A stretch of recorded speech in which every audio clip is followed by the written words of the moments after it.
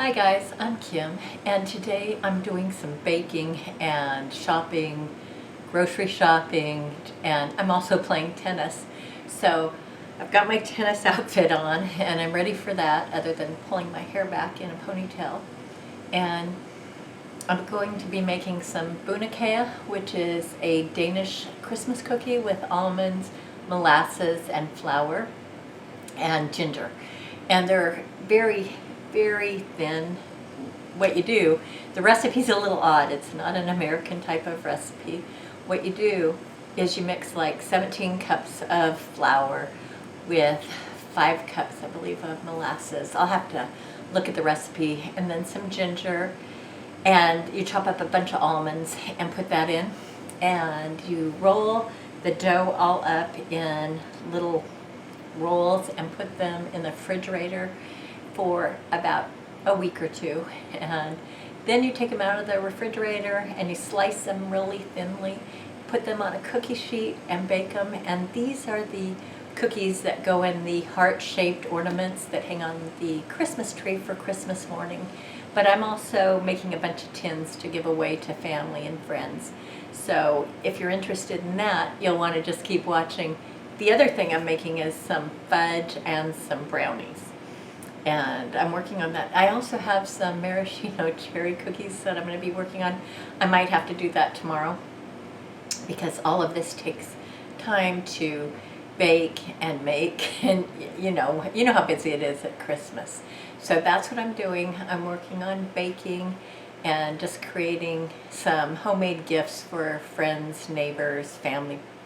Well, I'm giving a lot of these cookies to family members because they're not the typical kind of cookie that most Americans would be used to. They're not as sugary and they're not as soft and chewy. They're much more like a British kind of cookie where they like to snap them and hear the snap. That's kind of what these cookies are, but I love them. So, and everyone in my family does. So I'm making a tin for my daughter and my brother-in-law and maybe another brother-in-law, and then for our family.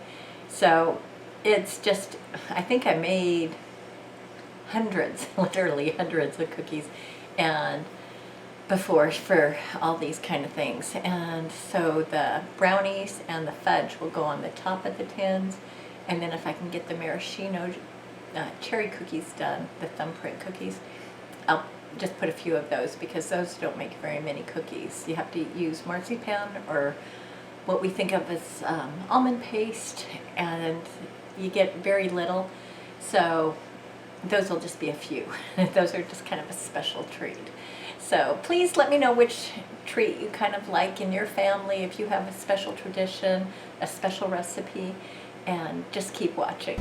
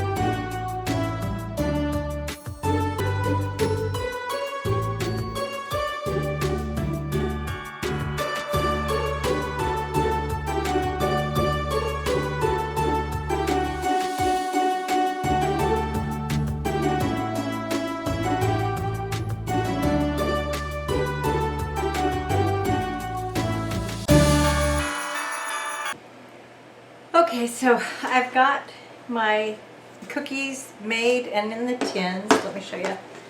It's a, I don't know if you can see, it's a really nice, what if I have a paper? Santa Claus on the top of the tin, and then what I put inside of it, I separated the cookies with parchment paper just so that they don't stick to it, and then I've got this nice Merry and Bright napkin in there. And then here are the, this is the brownies, which doesn't look so pretty right now, but when it's cut up into little squares, they'll taste really good. And I thought I'd share a little bit about the Danish cookies, which we call bunakea, which means just brown cookies. And so I was going to tell you what the recipe takes. To make as many as I made, you need 9 cubes of butter, not margarine. And it specifically says that on this family recipe, not margarine. You need a bottle of Caro syrup, the dark syrup. And then you need a cup of the regular Caro syrup.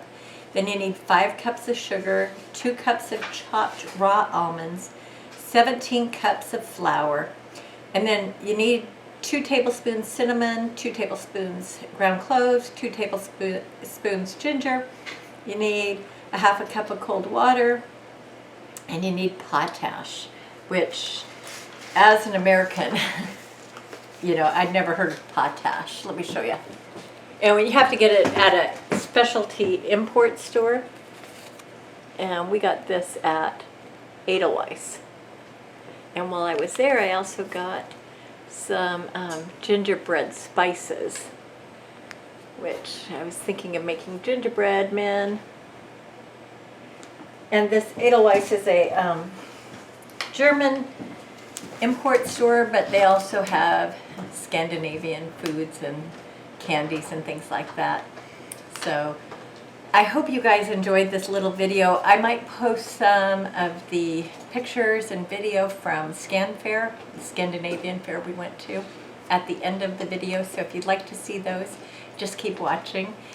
And if you enjoyed this video, please give me a thumbs up and subscribe to my channel. We've got 4 more days of Vlogmas, because today is Vlogmas number 20, and in the Scandinavian tradition you celebrate Christmas actually on the 24th, which was always really nice for me and my husband, because we always celebrated the 24th with his family and then Christmas Day the 25th with my family, so there was never any conflict. But the 24 days of Christmas on the calendar, the Advent calendar, and for Vlogmas lead up to the 25th here, in my mind. That's just the way it works.